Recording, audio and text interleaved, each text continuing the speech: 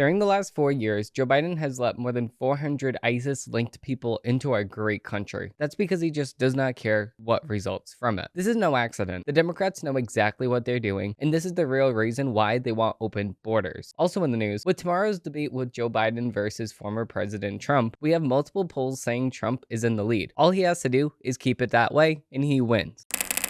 Facts over tracks, this and that, spitting slow, spitting fast, I could roast, I could gas, think I'm okay at last, but I don't know if that can erase all the past. Digging right in, we actually have a very alarming article from the Daily Wire. 400 ISIS-linked people are coming right through our open borders, and that is from a ISIS-affiliated human smuggling report. A human smuggling network report shows. NBC News reported that multiple United States officials confirmed that the Department of Homeland Security has identified who the individuals are because they are smuggled through the Islamic terrorist network. The report said that 150 of the individuals have been arrested, but the whereabouts of more than 50 are unknown. As federal law enforcement officials seek to hunt them down and arrest them, the report says that the remaining illegal aliens are spread out over 17 states, and they are likely to be arrested soon. Okay, so they know exactly where these people are. They know exactly how to get to them, says the department that's responsible for letting all of these people in. Okay, I do not believe them whatsoever. How can you track and locate people that are undocumented? How can you track and locate people that, like, how would you locate these people? It just doesn't make any sense. So you're going to locate these people that came through the border illegally. You're going to locate these people. How exactly? Because there's no reports of them even being here. They're here illegally. So how exactly are we going to get to them? It just does not make much sense. It seems like a big excuse to me. The Biden administration sought to take credit for tracking down the illegal aliens, claiming that they are doing so out of abundance of caution. No, you're doing so because it's common sense to do so. And if you don't do so, then you will be held liable and accountable if they do something bad, in which case they might. And the likelihood of them doing something is very, very bad because these ISIS-linked people do not care about America. They hate America. They hate you, the American citizen, because you're free. You can make your own decisions, and they're under the mind control of their Islamic State dictator. That's exactly who they have to go through. So the report said that the illegal aliens crossed the southern border as part of the national security and immigration crisis that Biden caused with his open border policies. The illegal aliens were all released into the United States because there was not information at the time connecting them to terrorism when they were contacted by Border Patrol. Okay, so let me get this straight. Border Patrol went up to these people and they said, "Are you gonna do the terrorism?" And they said, "No, I will not do the terrorism on your stupid state that I hate you Americans. I will never do something like that." And then Border Patrol said, I think I'll let you in then. Okay. So then they let these people in. Like, are we just going to let anybody in to the border? Like, oh yeah, you illegal immigrant crossing that fence over there. What's your name? Oh, okay, you're good to go. I just wanted to write down your name and then you're good. Oh, where are you from? Oh, okay, you're just from Mexico. Fine. Good. You're good to go. So it just doesn't make any sense here. Why are we allowing anybody through the illegal border? At which they come through illegally into this country. Why are we allowing them to stay in this country? If you already know about them, you already did the research about them, send them back to their country, send them back to where they came from. Just doesn't make any sense. Illegal aliens organizing from countries that ISIS operates were rarely ever have information of any kind in the database that connects them to terrorism because the countries are usually third world and little to no infrastructure to track terrorist suspects. Yeah, of course, in the government that took over the country will obviously not report that this person right here is a terrorist. They're not going to do that. Why would they do that? They're part of the government that breeds the terrorism. Also, even if the countries had the information, many of them would not share it with the United States because they view the United States as an enemy state. Of course, 100%. The fact that the whereabouts are unknown is clearly alarming, said the FBI counterterrorism section chief Christopher O'Leary. I believe the United States is scrambling to locate these individuals, and using the immigration charges is not uncommon. They are in violation of the law, and if you need to take somebody off the street, that's a good approach to it. Okay, of course. But where are they going? How? Okay, where are these people? How are they going to locate them? And why are they here at the very first place? They're not here to just get a normal job at Applebee's or 99 restaurant. They're not doing that. Like, they're not going to go and work on the street to make money. No, they're here to cause terrorism. They are linked to terroristic governments. Of course, that's exactly why they're here, to cause terror, to cause harm to American citizens in America broadly. Of course, because they hate America. So why the hell are we going to sit here and say, well, you're just misunderstood? No, you're not misunderstood. There's a reason why you're on a terrorist watch list, of course.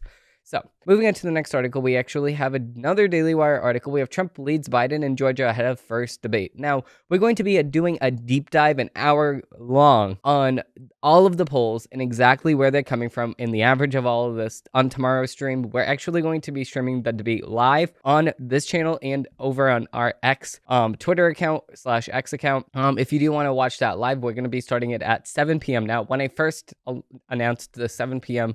EST, I was like, okay, well, this is like an hour before the debate. It's okay. No, it's actually 2 hours before the debate. So I have a lot of prep to do for tomorrow's live stream because of the fact that it's a 2-hour show prior to the debate. And then we have the debate starting at 9 p.m. I thought that the debate started at 8 p.m. because I read the news articles wrong. So I just wanted to do it an hour before, but it's fine. We're gonna go with it. We're gonna have a full length show prior to the pre-coverage of the debate. So it's fine. I would actually enjoy that anyway. So I like talking. I can talk for that long anyway. So I'm not Joe Biden over here. But with that being said, former President Donald Trump holds a lead over President Joe Biden in Georgia, a crucial swing state, just before the two show off in the first presidential debate, a recent poll found. Now, what I think about this debate is that this is going to be the first debate and the last debate. They're going to have this debate in June because of the fact that in November, people might forget. That's exactly why Trump should say, listen, I want you guys to vote early. Vote today. After this debate, vote today. You might be sick on election day. You might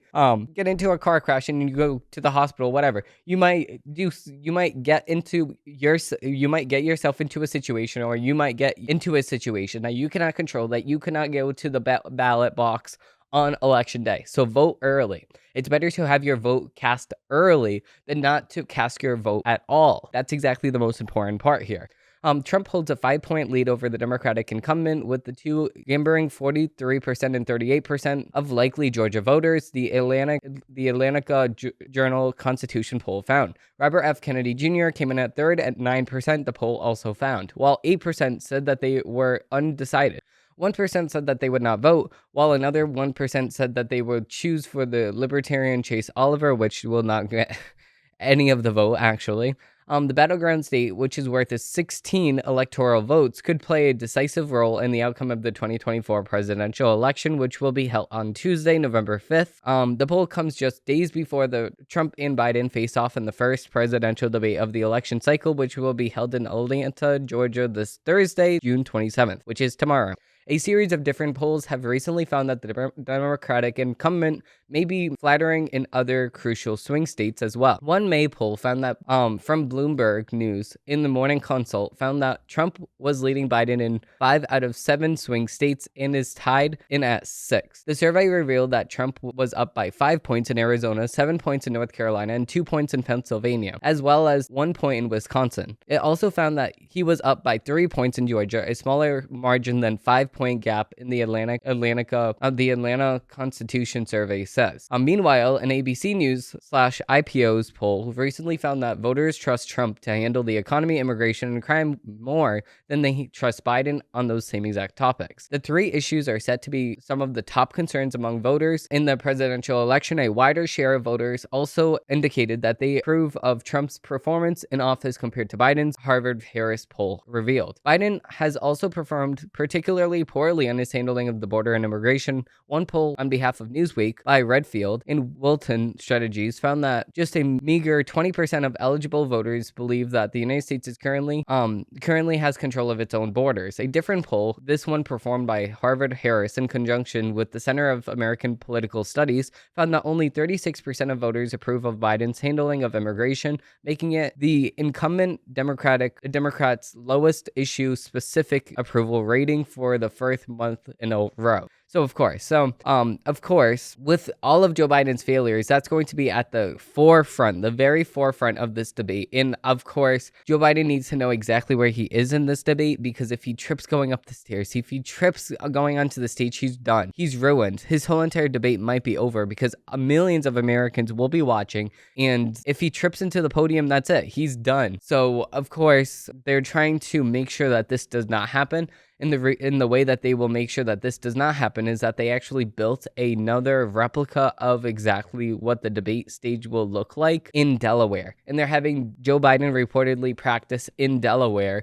with this mock stage. And then they have somebody preparing Joe Biden by acting like Trump. So we have Joe Biden's attorney acting like Trump and saying the things that Trump would say on stage in this mock stage that they built in Delaware. And that's exactly where they're preparing. So then they have golf carts reportedly going back and forth from Biden's Delaware home to this actual place that they replicated the debate stage, preparing paperwork and stuff like that they're going to be giving Joe Biden during this time, so Joe Biden can just remember the one-liners that he needs to attack Trump, I guess. And of course, Trump is saying that he's not preparing for this, but I believe that he is preparing for this.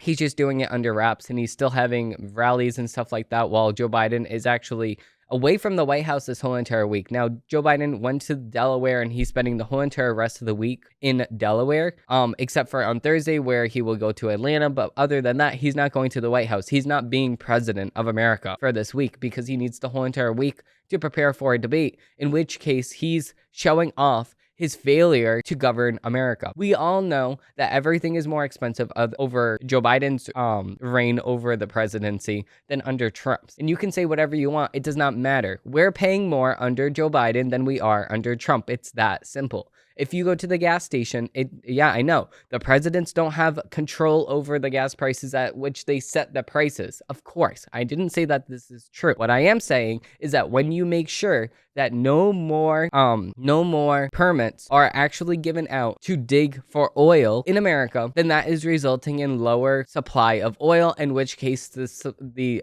demand goes up while the supply is staggering, in which case the prices increase. If we have a very bad alliance with the Middle Eastern countries, in which case we provide money in exchange for them to actually provide us oil and gas, then we don't get that oil anymore. Like Saudi Arabia does not want to operate and give us some more oil, which would make sure that our gas prices and our oil prices are going down instead of going up. Saudi Arabia said no to Joe Biden, and they said that they will not be producing more oil and giving that to America.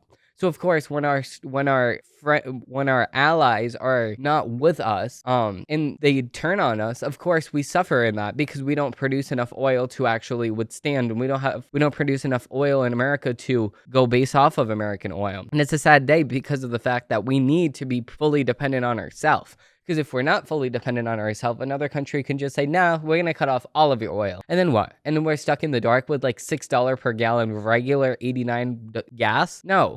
Imagine diesel at that price. If it's $6 a gallon for 89, imagine diesel. Diesel's going to be like $8, $9, maybe $10 a gallon. That's crazy. You're going to be bending over at the gas station. So of course, we need to make sure our allies across the world are appreciating of us, making sure that we are replenished in our oil supply, make sure that we have a very big supply, so then demand is at the same exact rate. So then the supply and demand, it's basic economics. When the supply goes up and the demand stagnates or it stays the same, then the price of each quantity of it actually goes down, because that's basic economics. Now, if it's the opposite way, we saw that under Joe Biden also, with the oil prices staying, or the oil prices going up per barrel, which makes sure that gas per gallon is going up because of the fact that demand is at the same rate, if not higher, and the supply is actually lower, if not at the same rate. So basic economics, just the opposite of what I just said formerly. So it's very easy to understand.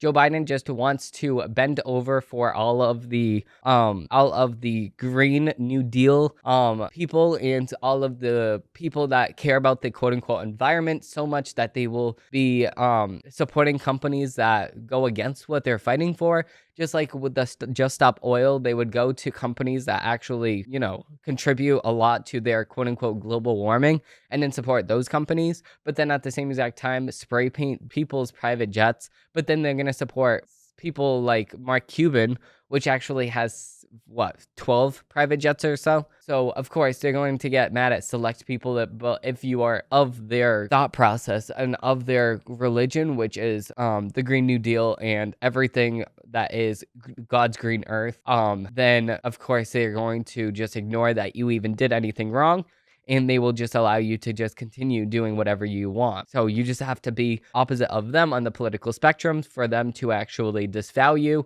and to expose you. But if you are of them, then I don't really care. We have libs of TikTok. So prosecutors revealed that Jocelyn fought for her rapists, leaving marks on one of the illegals accused of killing her. The poor girl was abused for 2 hours before being strangled to death and tied and tried to defend herself. Rest in peace, Jocelyn. This is Lebs of TikTok. Now, this person was actually another victim of the illegal immigration that Joe Biden is responsible for. This must be at the forefront, and this is what I will be talking about tomorrow. It's about time that Joe Biden acts. Joe Biden needs to act on these illegal immigrants coming through this country, because of the fact that they are not sending their best. They're sending criminals, and we actually keep suffering as American citizens. We see time after time. It's every single week now, maybe every single day, that we see a new American citizen be killed by an illegal immigrant that should have been deported years ago. It's disgusting. We can go on and on and on, and I will go on and on and on tomorrow about all of the illegal immigrants that are currently in this country and that are in this country years ago that should have been deported, and now they're causing a ruckus, killing our American citizens, killing our daughters, killing our brothers, killing our sisters, our sons, our fathers, our mothers, killing a mother of 5. It's disgusting. Why are they here causing a ruckus? This should not be a thing. Joe Biden is responsible for this fully. With that being said, we're going to be digging into the headlines of the week.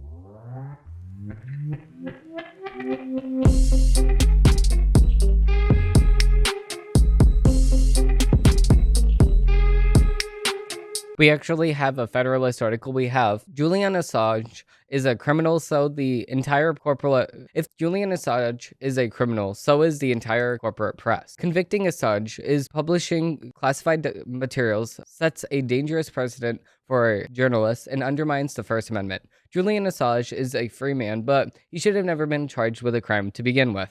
The WikiLeaks founder, who spent the last 5 years in British prison, was released on Monday after seeking a deal with President Biden's Department of Justice. Assange pleaded guilty to violation of the Espionage Act for publishing classified materials about the United States government's operations in the Middle East and Afghanistan beginning in 2009.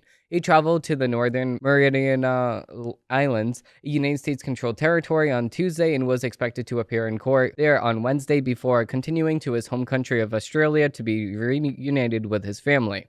As Assange's years-long ordeal comes to a close, it's worth noting that what was done to him was criminal, and it poses a very real threat to journalists who dare to question the national security state. But put simply, what Assange did is no different than what the New York Times did, the Washington Post, CNN, and many other corporate media outlets do every single day. They publish and report on classified material that was stolen or obtained illegally by sources.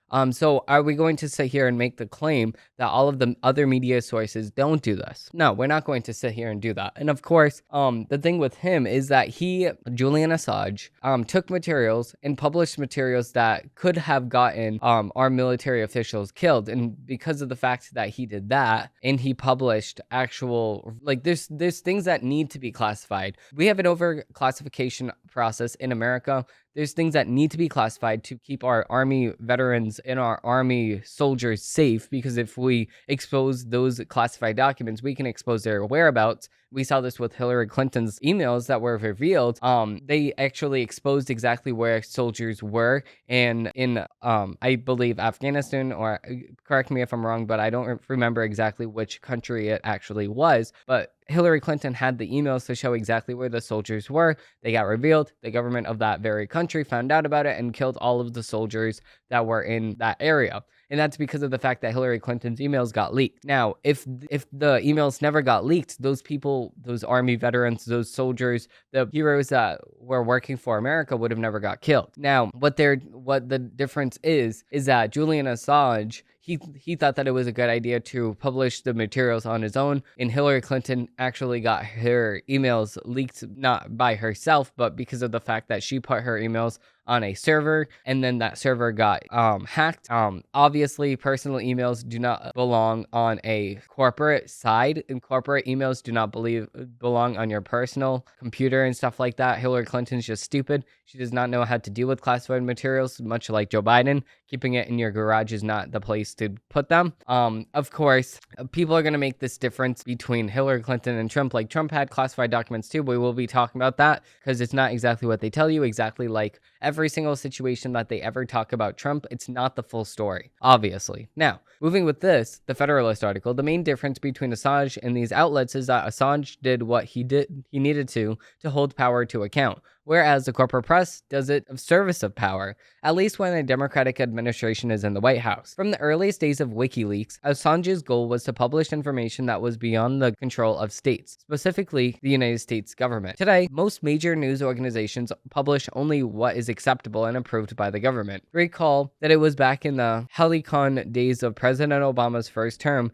that WikiLeaks was international headlines, and Assange became public enemy number one after the organization published reams of classified materials about United States military operations in Iraq, Afghanistan, and Guantanamo Bay. Recall too that Obama's Justice Department zealously prosecuted leakers, threatened reporters with jail if they did not agree to testify against their anonymous government sources, and tapped the phone lines of reporters with the Associated Press. So that's just disgusting.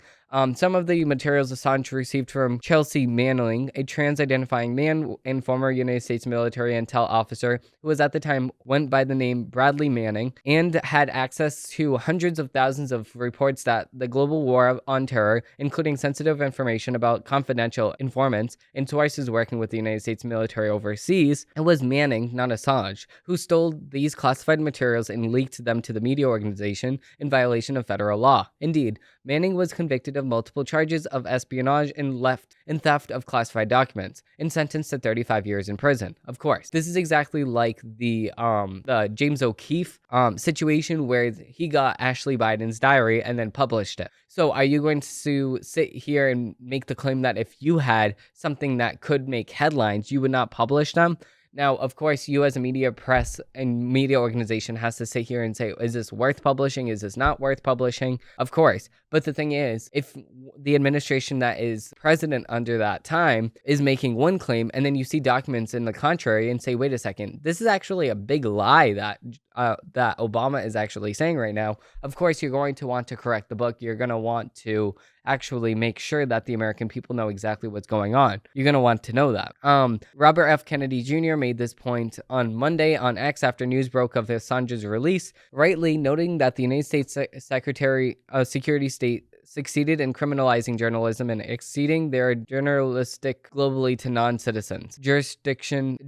to non-citizens. So, of course, most corporate journalists are unlikely to see or admit the connection, mostly because they maintain their difference between what they believe as legitimate news organizations and something like WikiLeaks. But there's not. The only difference that Assange was honest about his ideological commitments and didn't falsely represent himself as WikiLeaks as a neutral organization, the way legacy media outlets do. He believed, and still does believe, the government should not keep secrets, especially their wartime activities, and went about publishing as much secret information as he can get his hands on. Okay, so that's the biggest mistake that he should do. So, of course, you can make the argument, yes, the American people deserve to know exactly what's going on. Yes, you can make that claim 100% of the time.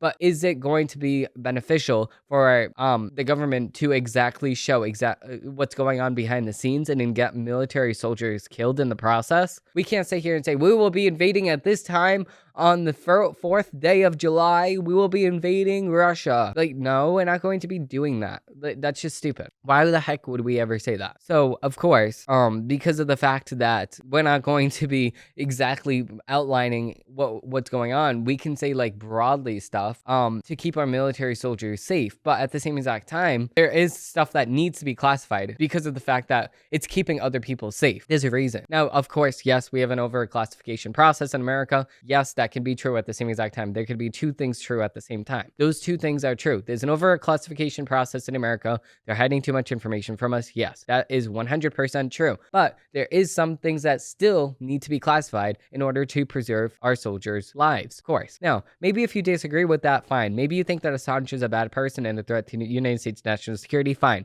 Maybe you think that he should have exercised better judgment before publishing information about descendants and confidential sources working with the United States government, and that actually has blood on his hands as a result of things WikiLeaks published. Maybe so. But publishing the information was not the crime. If it is, then our First Amendment is worthless, and every news organization in this country had better change its way it does business and fast. Okay, so I completely agree. Like I said, two things can be true at the same exact time. I personally do not like Assange because of the fact that, like the last point this article by the Federalist made, of course he has blood on his hands because he killed our military officials, because he outlined exactly what's going on overseas. That's not good. Of course, he has blood on his hands. But the thing is, at the same exact time, the person that gave him the information should be fully held liable, and they did get held liable 35 years in prison for good reason. You do not publish classified information or sell that to the media because of course, the media is going to take the chance and publish it. So with that being said, we're going to be digging into the media's takes. No, I'm not a writer. Okay.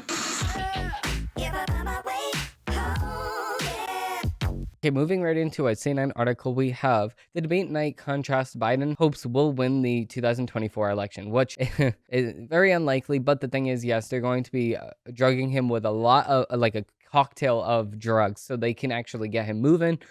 They do have the replica of the debate, so he's going to be heavily prepared. So I will not be surprised if he is he's a bulldog in the stage. He's very amped up, and during commercial breaks, they will be sitting him down and saying, "Joe, you got this." And he would be like, "Corn pop," and then they're going to shoot him with another cocktail of drugs just so he can get going again. So, of course, he's losing him. But the thing is, he's prepared for the speech. We can't undermine this. We cannot put expectations that high and then Joe Biden just shows up and he starts breathing, and then he already passed the bar. So, of course, the expectations are set high because I know that the Democrats will do whatever they possibly can to make Joe Biden look good. And I know that for a fact because of the fact that we saw him in former events where he's sleepy, but then in some events he's up and going. He's yelling. He's, "Oh, stop!"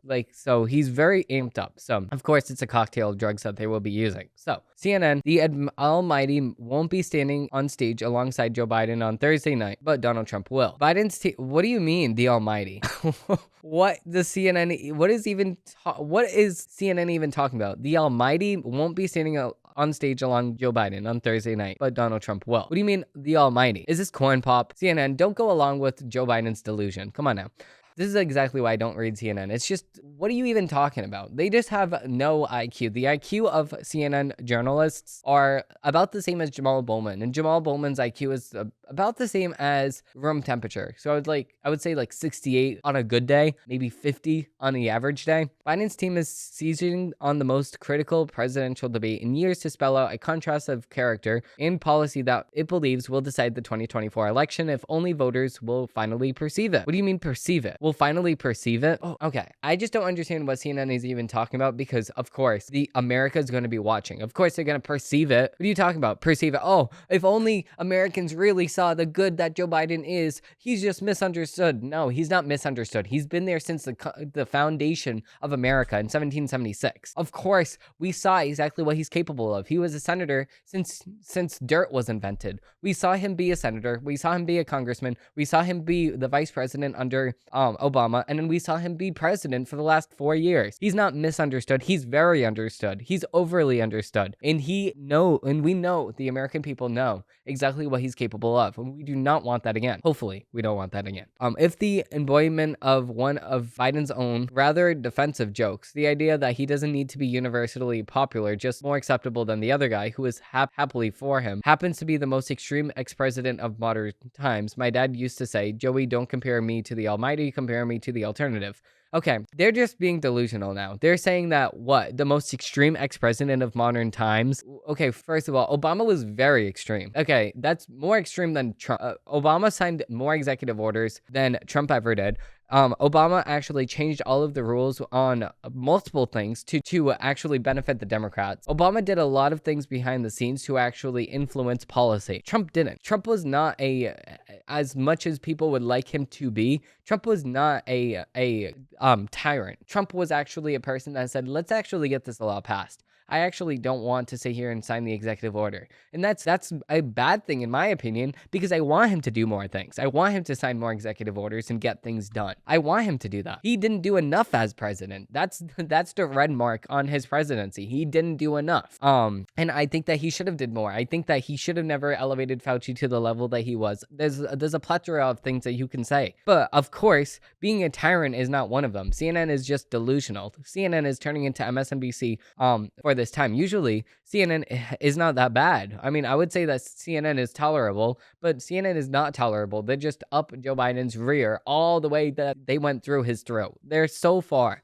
CNN, of course, because of the fact that they're hosting the debate, is going to be protecting Joe Biden and publishing all the articles that are like, he's just misunderstood, guys. Please just see my point of view. You don't see him like I do. It's just like the abusive boyfriend. Like, obviously we see him for what he is. You're the one that is as manipulated by him. Don't be manipulated by him. See him for who he is. He's a dullard. He doesn't know how to president, and he failed us as a country because he set the whole entire world on fire. There's multiple catastrophes throughout America because of Joe Biden's presidency, not because of Trump's presidency. There was 0 wars under Trump. He said he went over to Russia and Putin, Russia's not president but dictator Putin, and said, listen, if you invade Ukraine, you will be bombed. And Putin said, no, you won't. And he said, well, if there's a 5% chance that I will you do it? And Putin said, no. And he didn't invade Ukraine under Trump. So of course, this is exactly what happens. You threaten people and they say, oh, well, if there's like a 2%, maybe a 3% chance he'll do it,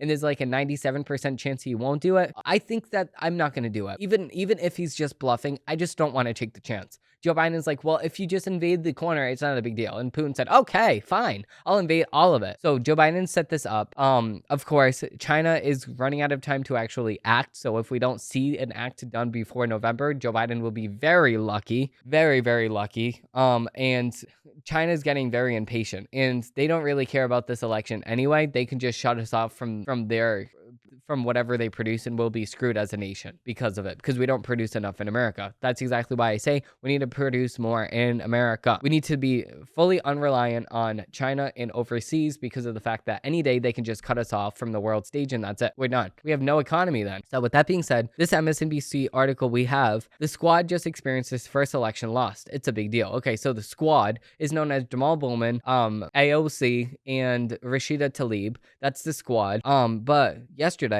Jamal Bowman just lost his primary in the 16th congressional district to the centrist challenger, Westchester County Executive George Litimer. So George Litimer is obviously going to be the better choice for New York than Jamal Bowman, because Jamal Bowman just does not know how to govern. He embarrassed this country by thinking that the handle for a door, the doorknob, was actually a fire alarm. He said, oh, let me open the door, and he pulled the fire alarm and he left. And we can see security footage of him actually ripping off the sign that says emergency only door. He ripped off that sign, he crumbled it, and then he actually pulled the fire alarm, and then he left throughout that door while there was going to be a hearing and a vote cast on that day. So he's actually violating the law at the same time here. So in what counts as a Zionistic moment, a scenic moment in the battle between progressives and centrists in the Democratic Party, NBC News projects Rep. Jamal Bowman, Democrat from New York, has lost a Democratic primary, and this is revealed to be true. It's not just projected anymore. Has lost a Democratic primary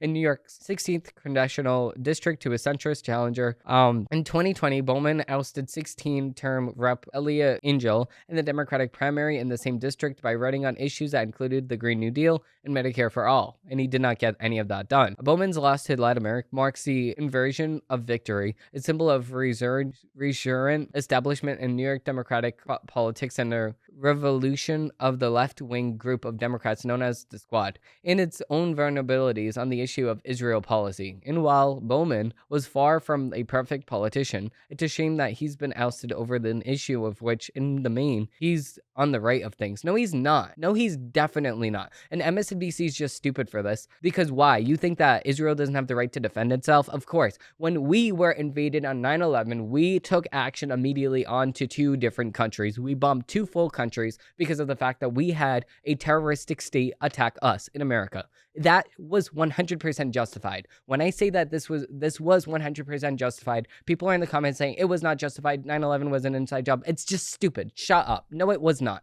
People died. I know people that were actually affected by this. I saw this on live TV. Every single person saw this live. Shut up. It was not faked. It was not an inside job. Why would the government want to kill its own people because of the fact that why? What is George W. Bush doing that he wants control over what? Over the people so bad that he ended up going to see exactly the rubble that was caused by that situation. Thousands of people were killed because of what? George W. Bush? That's just stupid. Shut up. That's not true whatsoever.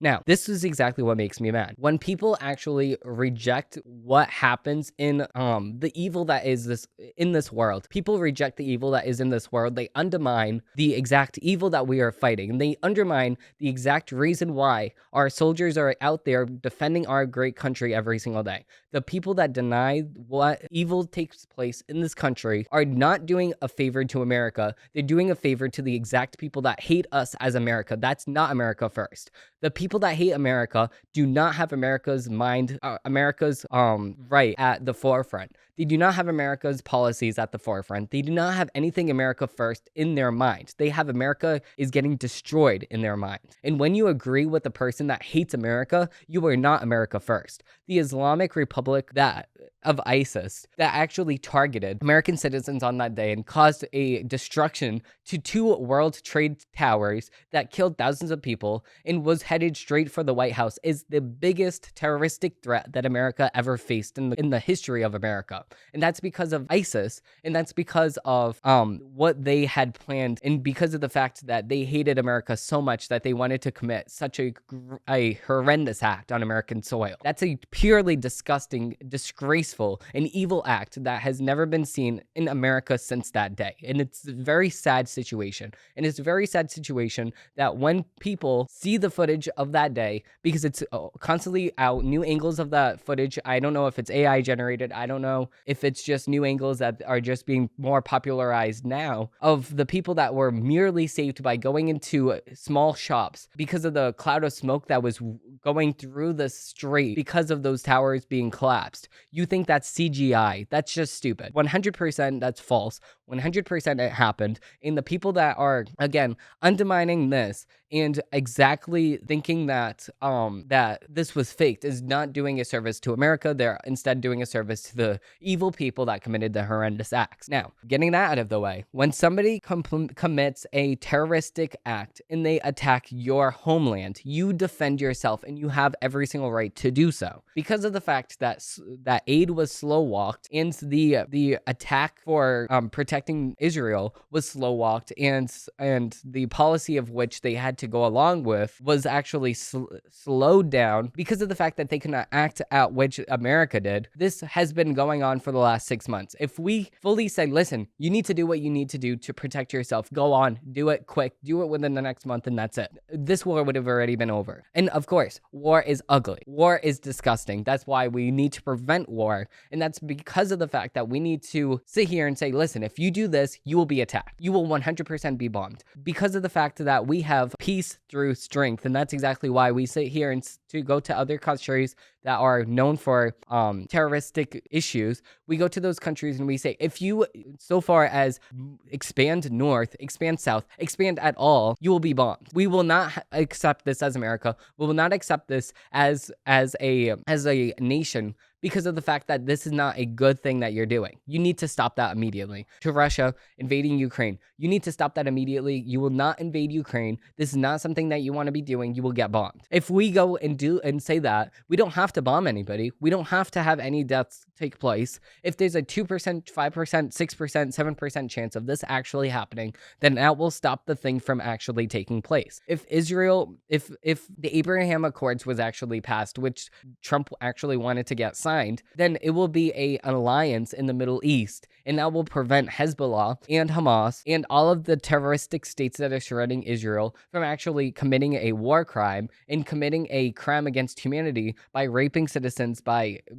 capturing citizens, by stealing citizens, by invading citizens' homes, they will prevent all of that from happening because of the fact that they know that they will be attacked by multiple corners. Saudi Arabia will attack them, Israel will attack them, and a few other states that join the Abraham Accords. So of course, peace through strength. You don't need to actually do something about it that very second.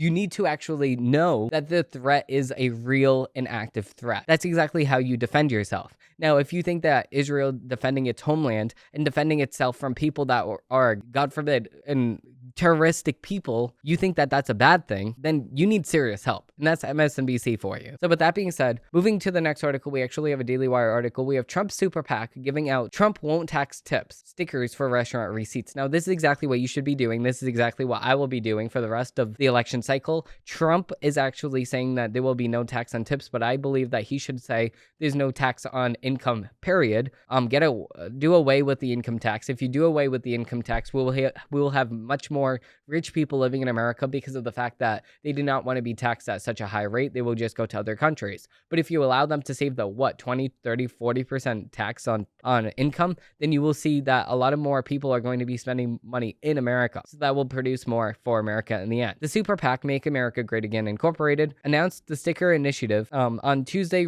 telling supporters on a website to join the no tip tax campaign today and get your stickers free. Trump won't tax tips on won't tax tips, the sticker wrote. And instead of you actually buying the stickers or getting them for free, you could actually just write it. I see this from Kid Rock. He says a vote for Trump is a vote for no tax on tips, and then he tipped $400, and then he posted that. So of course you want to make sure that the bill looks good and stuff like that to actually get attention. But I think that if the average American citizen just tip, like, let's just say at a restaurant you tip like $60, $70, $80 or so, I think that'll still look really good. And that'll make the waiter and waitress say, okay, well, you know what, I'll consider it now. So they'll look into the policy and see that this is an actual policy that Trump wants to implement, and then they will be more likely to vote for Trump in the future because of this policy. That's a very good policy. Now, I think that no tax on all of income is going to be a better policy, but we can only take one thing at a time, of course. So, Trump first called for ending tips in Nevada rally earlier this month. We already covered that, saying that the people that get tips are going to be very happy because when I get into office,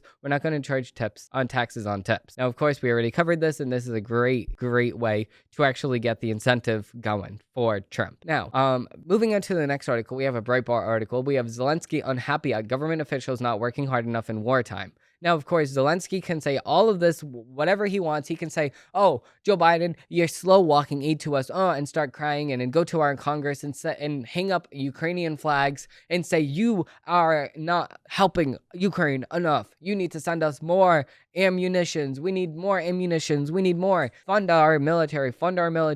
And then demands that the United States government do its bidding, Ukrainians' bidding. But then the one time that Benjamin Netanyahu says, actually, you actually have approved congressional arms for us as Israel to use, and you're slow walking the aid, and you're slow walking the already approved arms to Israel. What's up with that? Why? What's going on? And then Joe Biden says, how dare you? Why would you ever complain about it? Like, of course, complain about it. Why would he not complain about it? When it's already approved and you're slow walking the aid just because you don't like it, that's against the law. If Congress already has approved spending planned, why are you getting in the middle of it and saying no? No, like, it just doesn't make any sense at all. Of course, Ukraine is of the left and Israel is of the right, I guess. But it's just a split in between, because for me, of course, Ukraine should have never been invaded by Russia. And of course, when we support people across the world like this, like Ukraine, we support their arms, we send them arms and munitions and stuff like that. That's a relatively small amount when we consider our national debt. Our national debt is at record highs. It's trillions and trillions of dollars. When we send them maybe $2 billion or so of munitions, it's not the worst deal because of the fact that our debt is just at record highs. Joe Biden alone has put billions and billions of dollars on debt into America. So of course, that's a relatively small amount for us as a nation. But the thing is, at the same exact time, people don't look at it that way. They look at it like, oh, that's a huge amount of, no, we can't do that at all. No, if we have a country overseas that got invaded by Russia will keep expanding, keep expanding, and then what? It's just like with Nazi Germany. Nazi Germany just kept expanding, and then what? And then they get into Russia. They tried to invade during the winter, and that's exactly why they lost. But the thing is, if they won over Russia, then they would just keep expanding, and then what? And then we're gonna have to fight millions of people instead of just saying, nope, you're squashed while it's small. And no, you're not gonna go and invade somebody else. You're gonna have your country, and that's it. So of course, we can never sit here and do that, but there needs to be a carrot and a stick model. So many people are dying in Ukraine because of the fact that they're fighting over inches of land at this point, and Russia is already backed by itself, and they have no economy anymore. So of course, they're going to keep this war going as long as Ukraine just runs out of funding from America, and Russia knows this. That's exactly why Putin is exactly doing this aspect. They're just fighting over inches of land at this point because whoever runs out of aid first is going to be the loser. That's not how it's supposed to work. There needs to be a carrot and a stick. There needs to say, okay, whatever the zones are in Ukraine now, that's it. Zelensky, go to your people and say that. Blame me, whatever. I don't know. I don't care. I'll take the hit temporarily because it's going to stop this war. And then Russia, Putin, listen, you should have never did this, but where the lines are, that's where they are. That's it. You're going to have the lines where they are, and that's it. You're not going to fight anymore. But that's going to do it for this episode of the Demetrius No, I can't even say my name. But that's going to do it for the Demetrius Cerullo Show. If you did like this episode and you do want to see more, I do upload new episodes of the show every single Monday, Wednesday, and Friday. And I am live streaming the debate tomorrow if you do want to join me at 7 p.m. I know the debate does not start until 9, but we have a full show planned right before the debate actually takes place. So if you do want to see the last minute show before the debate actually takes place, and then at 8 o'clock, we have another deep dive into all of the polls, exactly what is going to be covered in the debate. That's going to be a very interesting time. So if you do want to join me at 7 p.m. EST. You can actually go on my channel, sign up for alerts, and it's going to be live streamed on my website, arudjostudios.com, if you also want to check it out on there. So with that being said, thank you all for watching, thank you all for listening, and I hope they have a great rest of your day.